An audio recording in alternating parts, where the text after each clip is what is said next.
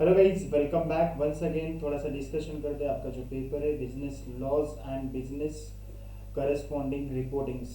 जो section A है, जो आपका सेक्शन ए है वो 60 मार्क के लिए, और 60 मार्क के लिए जो सेक्शन ए है उसमें क्या क्या टॉपिक है और किस तरह से आपको प्रिपेयर करना है, ये थोड़ा सा डिस्कशन में इस वीडियो में डिस्कस करने वाला हूँ आपको थोड़ा सा। गाइज बेसिकली लॉ बोले तो सबको ऐसा लगता है कि यार सर पेपर कैसे आने वाला है। दूसरी चीज़, नंबर वन पेपर क्या रहेगा, पेपर कैसे आएगा, उसके साथ साथ आपको क्वेश्चन रहता है कि क्वेश्चन किस बेसिस पर आएंगे, केस स्टडीज हो गए या केस स्टडीज का फॉर्मेट कैसे लिखना है। उसके साथ साथ आपको ये भी क्वेश्चन आता है कि सर हम न्यू है इस फॉर्मेट में तो हमें केस स्टडी कैसे समझ में आएगी।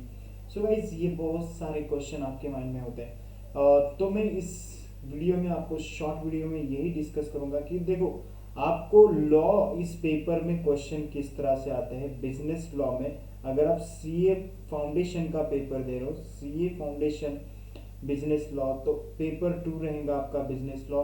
ये जो सेक्शन रहेगा, ये सेक्शन रहेगा आपका 60 मार्क का, इसको बोला जाता है ए सेक्शन। ओके, ये इसको बोला जाता है ए सेक्शन। और इसके साथ साथ अगर हम बात करें, क्या बात करनी है हमें यहाँ पर कि आपको क्वेश्चन जो आते हैं, क्वेश्चन किस तरह से आते हैं। नंबर वन क्वेश्चन आता है केस स्टडी। आपको आउट ऑफ 40 मार्क्स की केस स्टडी रहती है, 60 में से मिनिमम 40 मार्क्स की आपकी केस स्टडीज रहती है। दूसरी चीज, आपको यहाँ पर कुछ डिस्क्रिप्टिव क्वेश्चन भी पूछे जाते हैं। यहाँ पर डिस्क्रिप्टिव क्वेश्चन की बात करें हम, तो वो डिस्क्रिप्टिव क्वेश्चन आपके कितने रहेंगे, आपके मिनिमम 20 टू 16 मार्क्स के पेपर में डिस्क्रिप्टिव पेपर आपका रहने वाला है। तो यहाँ पर अगर हम बात करें तो ओवरऑल पेपर आपका 60 मार्क का इस तरह से हो जाता है। अब लॉ की बात करें तो लॉ को कैसे लिखना है, फॉर्मेट क्या रहेगा, केस स्टडी कैसे आती है, उसके साथ साथ हमें किस तरह से प्रेजेंटेशन करना है, ये बहुत मैटर करता है। गाइस अगर आप बात करोगे केस स्टडी के लिए, तो केस स्टडी के लिए फॉर्मेट क्या होता है ये थोड़ा सा लिख लो। केस स्टडी के लिए फॉर्मेट होता है प्रोविजन। पहले तो आपने प्रोविजन लिखना है। अब प्रोविजन क्या लिखना है, कैसे लिखना है, ये मैं सेपरेटली डिस्कस करूंगा। Then fact of the case, fact of the case, उस केस में आपको क्या पूछा गया है, केस किस पर डिपेंड है, ये उसमें लिखना है। देन कंक्लूजन, ये आपका इंपॉर्टेंट रहेगा, कंक्लूजन आपका खुद का रहेगा। नंबर वन प्रोविजन में क्या लिखना है, लॉ क्या कहता है वो लिखो। Fact of the case, question क्या कहता है वो लिखो। और आपको क्या लगता है यहाँ पर आप सेल्फ, आपका आंसर क्या है, आपकी ओपिनियन क्या है, ये आपको लिखना है।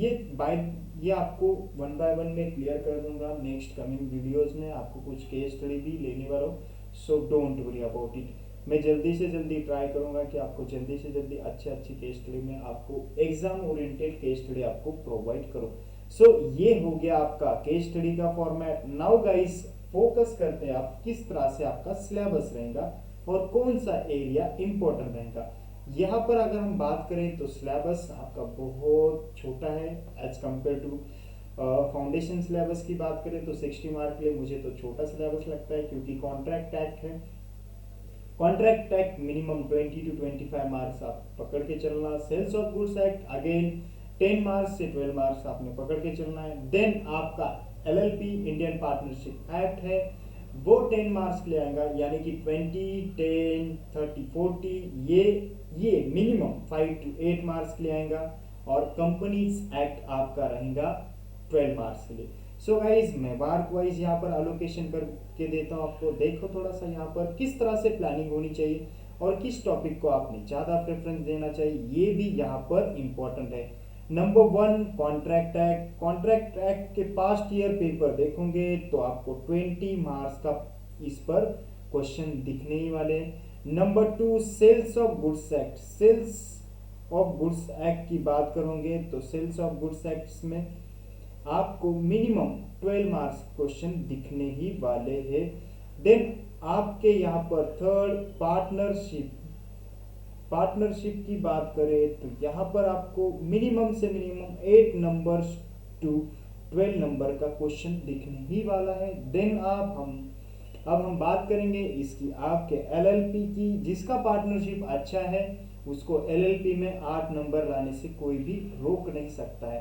देन आपका कंपनीज एक्ट है। कंपनीज एक्ट पर गाइस 6 मार्क के 2 क्वेश्चन बनते हैं, तो ये 12 मार्क्स का हो जाता है। ये 20 and this is your 60 marks paper. इसमें कोई डाउट है तो मुझे कमेंट्स में पूछ लेना। टोटल मार्क्स कितने हो गए? 60। अब मैं अगर स्टूडेंट हूँ सीए फाउंडेशन का, तो मैं किस तरह से प्लान करूंगा, किस तरह से प्रिपेयर करूंगा? मैं तो भैया कॉन्ट्रैक्ट पर फोकस करूंगा सबसे ज्यादा। क्यों फोकस करूंगा? कॉन्ट्रैक्ट पर मुझे 20 मार्क्स मिलने वाले हैं, और कॉन्ट्रैक्ट अगर मुझे जम गया तो मेरा सेकंड जो टॉपिक है सेल्स ऑफ गुड्स एक्ट, वो मैं आराम से यहाँ पर कंप्लीट कर सकता हूँ। कौन सा topic? Sales of goods act. और उसके बाद मुझे यहाँ पर ये दोनों टॉपिक को क्यूमुलेटिव फोकस करना है, LLP and your partnership act. ये मुझे दोनों को पैरेलल लेके चलना है, पैरेलली अटैक करना है। देन गाइज बहुत से स्टूडेंट को डर लगता है कंपनीज एक्ट में, मगर कंपनीज एक्ट में डरो मत। आपको कंपनीज एक्ट में ये क्वेश्चन एक्सपेक्टेड होते हैं। एक तो इंस्टीट्यूट को कौन से भैया टाइप्स ऑफ कंपनी पर क्वेश्चन पूछते हैं। यहाँ पर आपको मैक्स टू मैक्स क्वेश्चन आपको प्रीवियस ईयर में दिखेंगे, या डॉक्ट्रिन ऑफ इंडोर मैनेजमेंट यहाँ पर क्वेश्चन दिखेंगे। ये बेसिक है लॉ की स्टडी के लिए। अब लास्ट रिवीजन में मुझे क्या करना है, लास्ट रिवीजन के लिए भी थोड़ा सा डिस्कस करो। सर लास्ट रिवीजन के लिए आप जाना चाहते हो तो लास्ट रिवीजन में मैं इस टॉपिक को ज़्यादा से ज़्यादा प्रेफरेंस दूंगा। कॉन्ट्रैक्ट एक्ट को मैं ज़्यादा प्रेफरेंस दूंगा। कॉन्ट्रैक्ट एक्ट के साथ साथ मैं क्या करूंगा, सेल्स ऑफ गुड्स एक्ट को मैं ज़्यादा प्रेफरेंस दूंगा। यहाँ से मिनिमम 12 नंबर्स आने वाले। देन मैं थर्ड कंपनीज एक्ट को प्रेफरेंस दूंगा। ये 3 टॉपिक में अच्छे से कंप्लीट करके अगर लास्ट रिवीजन में एग्जाम को जाता हूँ, सर एलएलपी और पार्टनरशिप इसका क्या फंडा है, इसको आपने अभी यहाँ पर जितना भी टाइम है उसमें फोकस करना है और उसकी स्टडी कंप्लीट करना है। गाइज मैं ट्राई करूंगा कि आपको 2 से 3 केस स्टडी हर एक टॉपिक पर डिस्कस करूं, ताकि आपको कोई प्रॉब्लम नहीं रहेगी। सो गाइज आज के लिए इतना काफी करते हैं। वीडियो अच्छे लगे तो लाइक करना, शेयर करना और सब्सक्राइब करना। That's it. ओके चलो guys, take care, bye bye, have a nice day.